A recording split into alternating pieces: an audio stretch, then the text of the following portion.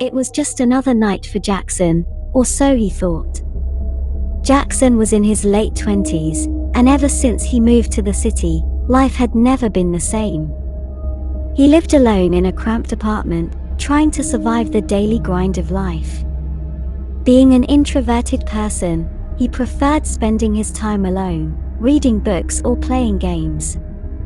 That evening, he sat in front of his laptop, typing frantically as his eyes fixated on a spot on the wall. To anyone who didn't know better, he seemed lost in thought, but little did he know that he was already losing grip on his sanity. Jackson started muttering to himself, "They are watching. They are always watching." Suddenly, the fragmented text on his screen aligned perfectly, forming a coherent message that read, "Jackson, we've been waiting for you. Follow the path or suffer the consequences." Jackson was startled by the message, but there was something that kept him glued to the screen: his curiosity. The message navigated him to a web page that showed a series of puzzles. The puzzles were strange, but the stakes were higher. He could feel the tension mounting as he progressed through each level. Jackson was unsure of everything. His mind was playing tricks on him as the puzzles got more complex. The images on the website began becoming violent and grotesque, yet Jackson couldn't stop himself from continuing. As he reached the higher levels, the messages on his screen became increasingly aggressive. The texts that had been fragmented before now read more like threats than instructions.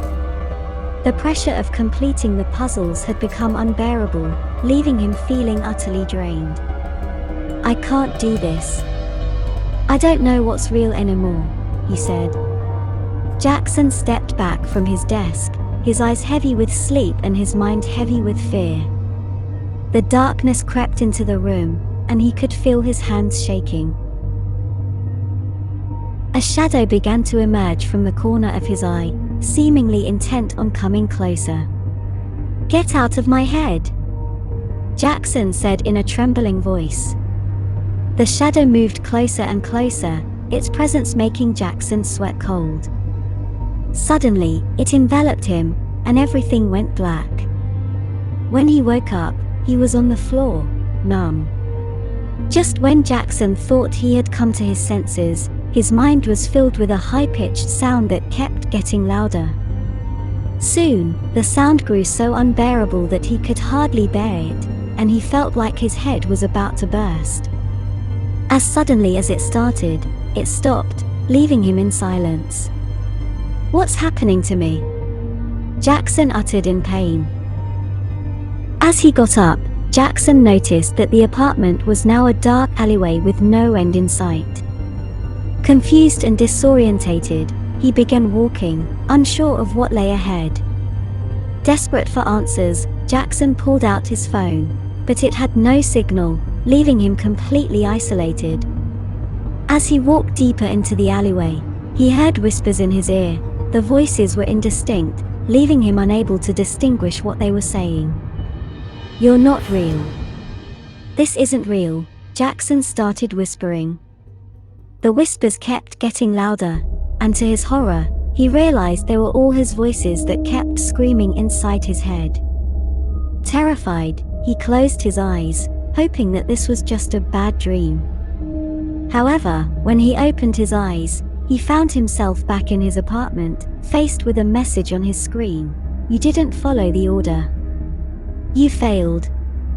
Jackson stood there, frozen with terror, his gaze locked on the screen.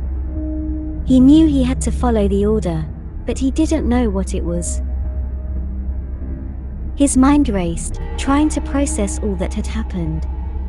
Then, all of a sudden, the screen flickered. The words on the screen changed, forming a cryptic message that read, "Find your way out, and you will survive." Then, the lights in the room went out, and a cold breeze brushed past him, sending shivers down his spine. "What do you want from me?" Jackson yelled. The shadows loomed in on him, and he knew he had to get out of there. He ran towards the door, but it wouldn't budge. Then he remembered the message and began searching for a way out. He searched high and low inside the apartment, but it was to no avail. The shadows seemed to be closing in fast, and he realized he was running out of time.